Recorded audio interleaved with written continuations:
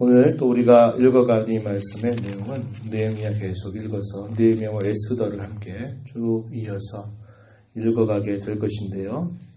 이 느헤미야가 등장하는 때는 역사적으로 언제인가 하면 고레스 왕이 즉위를 하면서 519년에 이스라엘 백성들이 포로 생활에서 첫 번째 귀환을 하고 그 이후에 약 80여 년의 시간이 흐른 다음에 2차 귀환이 이뤄집니다. 그때는 에스라 제사장 겸 선지자 그를 중심으로 해서 이스라엘 백성들이 또다시 많은 무리로 이 예루살렘으로 귀환을 하게 됩니다.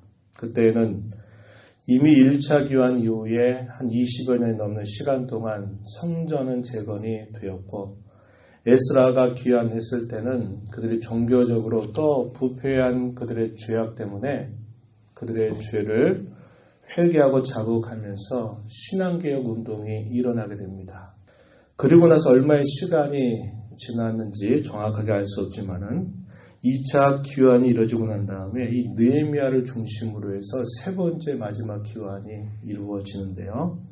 2차 귀환 이후에 약 13년 내지 14년 정도의 시간이 돼서 세 번째 귀환을 합니다. 그래서 에스라가 귀환한 지 그렇게 많은 시간이 흐른 게 아닙니다. 근데 그 사이에 어떤 일들이 있었냐면 조금 전 말씀드렸던 것처럼 통원이라고 하는 죄악을 지으면서 큰 위기 가운데 당면하게 되었고 그때 에스라를 중심으로 인해서 회개 운동이 일어나게 되고 온 백성들이 자신들의 잘못된 죄악에서 돌이키는 그런 역사가 있게 됩니다. 그리고 얼마의 시간이 지났는지 몰라요. 많은 시간들이 흐르지 않았을 겁니다.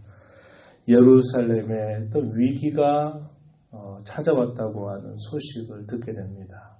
느헤미야가 그 소식을 듣고 하나님 앞에서 먼저 역시 에스라가 하나님 앞에 간절하게 자기 백성들의 모든 죄와 허물을 짊어지고 기도했던 것처럼 이 느헤미야가 이방 땅의 왕궁에서 또 그 백성들의 허물과 죄를 용서해 주실 것을 구하면서 예루살렘에 있는 하나님의 백성들이 처해져 있는 위기로부터 건져달라고 간곡하게 기도하는 내용이 나타납니다. 그것이 오늘 우리가 읽는 1장의 내용입니다. 그래서 1장의 내용은 느헤미야가 하나님 앞에 이방 왕궁에서 하나님 앞에 간절하게 기도하는 그 기도의 내용이 소개가 되고 있습니다.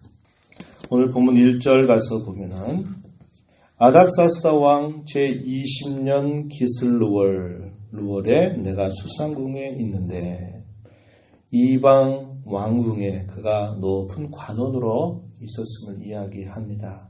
그때가 아닥사스다 왕이 다스리던 제20년째 해라고 이야기합니다. 이때가 445년 정도 됩니다.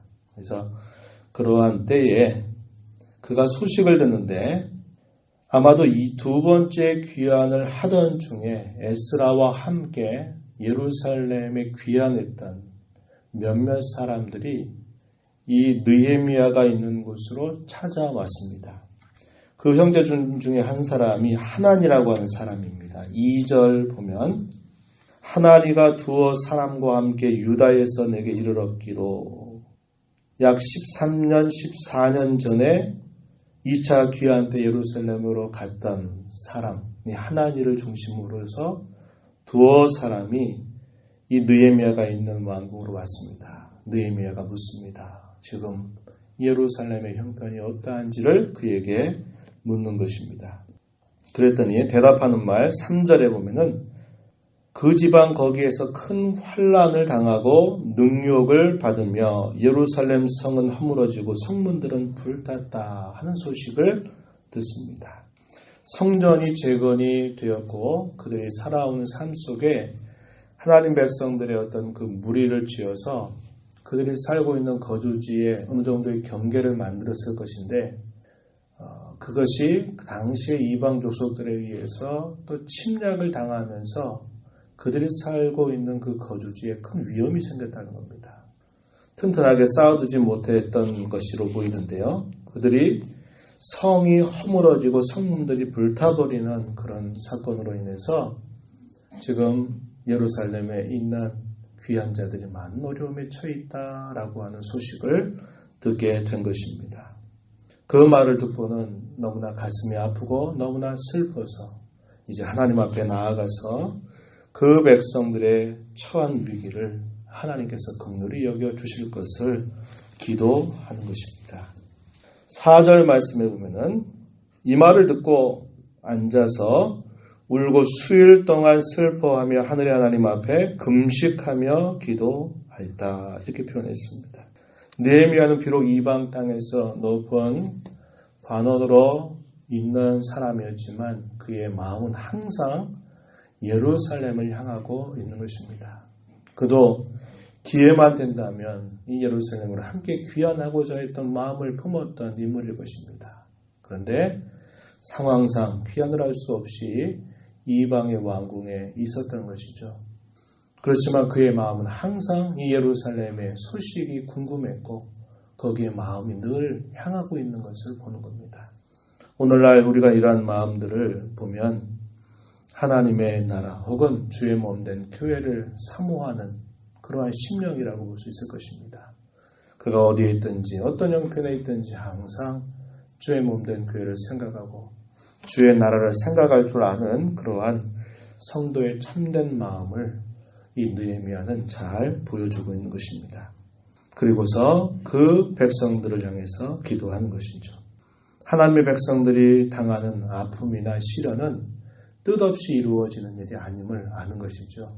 특별히 그런 시련을 당하고 어려움을 당하는 것이 오랜 동안 하나님을 거역했던 그 반역과 망각 때문에 이루어졌던 일임을 잘 기억하고 있었던 이 느헤미야는 예루살렘이 또다시 큰 위기를 당했다고 하는 소식을 듣고 그것은 하나님 앞에 또 징계의 손길이다라는 것으로 받아들이게 되는 겁니다. 역사적인 아픔과 슬픔은 그냥 우연히 일어나는 일이 아니라 하나님께서 무엇인가를 깨우치시려고 무엇인가를 말씀하시려고 행하시는 일이다라는 사실을 그는 주목하면서 또다시 하나님 앞에 자신들이 범한 그 죄를 잡아가면서 하나님의 변함없는 긍휼과 자비를 구하고 있는 것입니다. 기도의 내용이 5절로부터 마지막 11절까지 표현되는데요. 그 기도할 때 하나님의 이름을 부르는데 어떻게 표현하냐면 세 가지 정도로 표현했습니다. 5절에 보세요. 하늘의 하나님 여호와, 크고 두려우신 하나님, 언약을 지키시며 긍휼을 베푸시는 주님, 이렇게 하나님의 이름을 부릅니다. 하늘의 하나님 여호와라는 게 무슨 말입니까? 하나님은 온 세상의 역사를 주관하시는 주권자다라는 것을 고백하는 표현이죠. 또 크고 두려우신 하나님이다라고 말할 때는 하나님은 죄악에 대해서 벌하시는 분이시다라는 사실을 염두에 두고 하는 표현일 것입니다. 또한 마지막으로 언약을 지키시며 긍휼을 베푸시는 주님, 이렇게 부를 때는 그럼에도 불구하고 하나님이 하신 그 약속을 반드시 이루시는 신실하신 하나님, 미쁘신 하나님, 한결같으신 하나님, 그 하나님을 이렇게 부르고 있는 것입니다. 하나님은 온 세상의 역사를 주관하시는 분이시요, 죄악에 대하여 하나님은 벌하시는 분이시요, 그러나 자기 백성들을 여전히 불쌍히 여기시고 긍휼을 베푸시는 분이신 줄 알고 하나님의 이름을 그렇게 느헤미야는 부르면서 기도를 시작합니다. 그 기도의 내용은 가장 먼저 하는 게 뭐냐? 자복과 회개입니다. 에스라가 그러하였던 것처럼 느헤미야도 하나님 앞에 먼저 자신들의 죄악과 허물을 하나님 앞에 고백하면서 하나님께서 긍휼히 여겨주실 것을 간구하고 있습니다. 6절 가서 보면 우리 이스라엘 자손이 주께 범죄한 죄들을 자복하오니 주는 귀를 기울이시며 눈을 여시사 종의 기도를 들으시옵소서. 나와 내 아버지의 집이 범죄하여 주를 향하여 크게 악을 행하였습니다. 주께서 명령하셨던 계명과 율례와 규례를 지키지 아니하였습니다. 역시 이 느헤미야의 기도도 역시 공동체 전체를 품는 마음입니다. 에스라가 하나님 앞에 회개의 기도를 올릴 때에도 우리가 하나님 앞에 죄를 범했습니다. 이렇게 말하죠. 나는 아닌데 내 백성들이 그렇게 했다. 이렇게 말한 게 아니라 우리가 그랬는데 여기서도 나와 내 아버지의 집이 범죄하였습니다. 이렇게 기도하는 느헤미야의 기도는 마땅히 지도자로서 하나님 앞에 드리는 그런 기도의 아름다운 자세임을 우리는 배울 수 있게 됩니다. 주께서 명령하셨던 계명 율례 규례를 지키지 아니하고 큰 죄악을 하나님 앞에 범하였음을 자복하는 것이죠. 그러면서 계속 이어지는 기도의 내용을 살펴보면요. 하나님께서 하신 말씀을 기억해 달라고 간청합니다. 그 하나님이 하신 말씀이 어떤 내용이냐면 8절과 9절에 가서 보면 이런 말씀이에요. 8절 만일 너희가 범죄하면 내가 너희를 여러 나라 가운데에 흩을 것이요.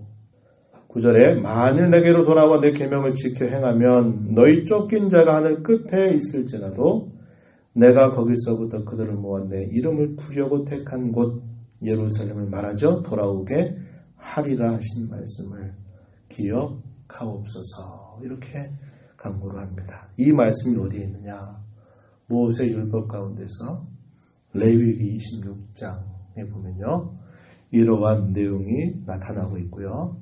또 약 40여 년 전, 40여 년의 시간이 흐르고 난 다음에 모압 평지에 있을 때 또 이러한 내용을 또 표현했습니다. 신명기 28장에 보면 또 이런 말씀이 소개돼요.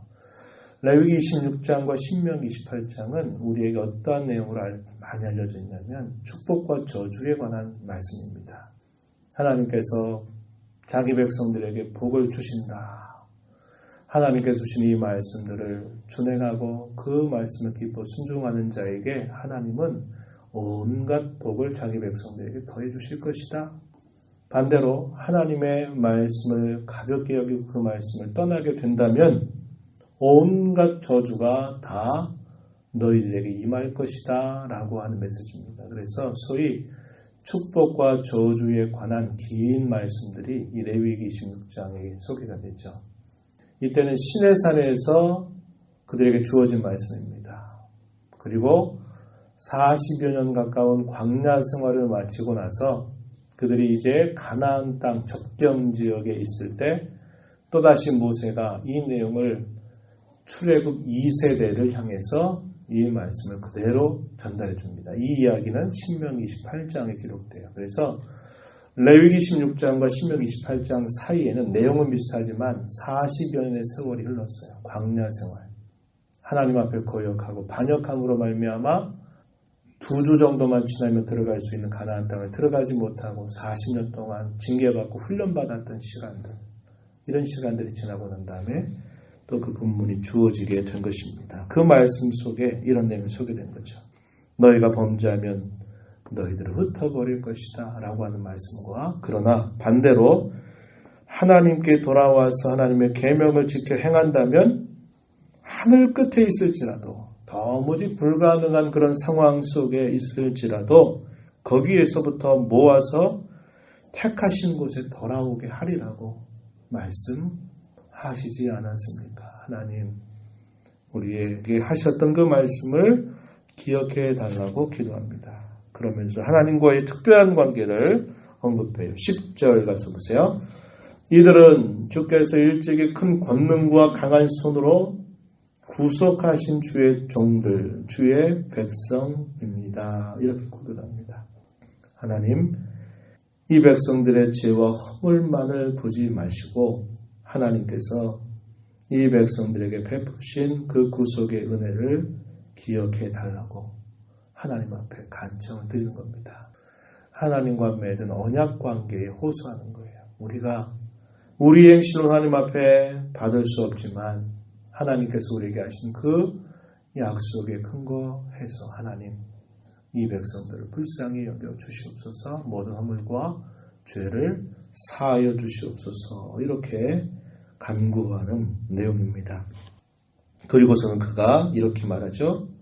자기가 섬기고 있는 왕에게 은혜를 입게 해달라라고 말하는 것입니다. 11절에 이렇게 표현했어요. 귀를 기울이사 종의 기도와 주의 이름을 경외하기를 기뻐하는 종들의 기도를 들어 주옵소서. 오늘 종이 형통하여, 오늘 종 기도하는 느헤미야를 말합니다. 형통하여 이 사람 앞에서, 이 사람 누굴까요? 아닥사스다 왕입니다. 이방 군주의 왕에게 은혜를 입게 하옵소서. 이렇게 하나님 앞에 간절하게 기도하는 내용입니다. 이게 한 번 기도한 내용이 아니에요. 앞에서 보니까 수일 동안을 기도하며 금식하면서 계속 이러한 내용을 가지고 하나님 앞에 간절하게 기도했음을 우리가 알게 됩니다. 이런 간구를 하나님은 들으시고 이방 군주의 마음을 움직여서 느헤미야를 그가 그 고향 땅으로 돌아갈 수 있도록 이 왕이 도와주는 일들이 이제 우리가 내일 읽어가는 장을 통해서 확인해 볼 수 있습니다. 저와 여러분이 이 말씀을 보면서 항상 우리의 마음이 어디를 향해야 되는가 하는 것을 배우게 됩니다. 느헤미야는 이방의 높은 관원으로 있지만 그의 마음은 거기에 안주하는 게 아니라 항상 예루살렘을 향하고 있고 하나님의 백성을 향하고 있다는 것, 그것을 우리는 배우게 된 것입니다. 성도는 항상 주의 나라와 또 주의 몸된 교회를 늘 생각하며 살아가는 사람들이야말로 우리는 배우게 되고요. 또 하나는 하나님 앞에 돌아설 수만 있다면, 그분이 긍휼과 자비를 베풀어만 주신다면, 우리 상황이 아무리 하나님 앞에 완악하고 아무리 우리 상황이 처절하다 하더라도 하나님은 이 백성들을 긍휼히 여겨주시는 분이고 회복시켜 주실 수 있는 분이심을 고백하면서 하나님 앞에 기도하는 겁니다. 우리의 모든 상황은 우리의 힘으로 아무리 안간힘을 써도 우리 상황은 바뀌는 게 없는 것입니다. 우리의 모든 상황을 주장하시는 그 하나님 앞에 우리의 참된 마음을 그 앞에 쏟아내고 우리의 모든 죄와 허물로부터 돌이키고 결단하는 삶을 은혜를 구하면서 나아갈 때 하나님은 우리 모든 상황을 역전시켜 줄 수 있는 그러한 능력의 하나님이심을 기억하면서 우리의 가정과 또 아직 믿지 않은 우리의 자녀손들 또 주의 몸된 교회가 주의 은혜로 다시 회복되고 성장해 갈 수 있도록 은혜를 간절히 구해 주시기를 부탁합니다. 하나님 아버지 감사합니다. 오늘도 말씀하시는 하나님 앞에서 또 주의 말씀을 듣습니다. 하나님께서 그 백성들을 향해서 끊임없이 긍휼과 자비를 베풀어 주심에도 불구하고 또 하나님의 은혜를 망각하고 반역하는 일들 때문에 끊임없는 어려움을 당하는 것을 보고 느헤미야는 또다시 하나님 앞에 이 백성들의 또 우리의 모든 죄와 허물을 용서해 줄 것을 하나님 앞에 간절하게 기도합니다. 아버지 하나님, 우리가 이 땅에 사는 동안에 늘 주의 몸된 교회와 주의 나라를 우리의 가슴에 품고 살아가는 복된 성도들이 되게 하시고 우리의 가정의 여러 어려움들이나 또 우리가 처하고 있는 모든 문제들 또 우리 교회가 안고 있는 여러 가지 일들에 관하여서도 하나님의 긍휼과 자비를 구하면서 언제나 하나님을 찾는 복된 삶이 되도록 저희 모두를 인도하여 주옵소서. 은혜의 보호자 앞에 나와서 간구하는 심령들을 주께서 용납하시고 성령께서 음성을 들려주시고 또 저희들의 간구를 들어 응답하여 주시옵소서. 예수님 이름으로 기도하옵나이다. 아멘.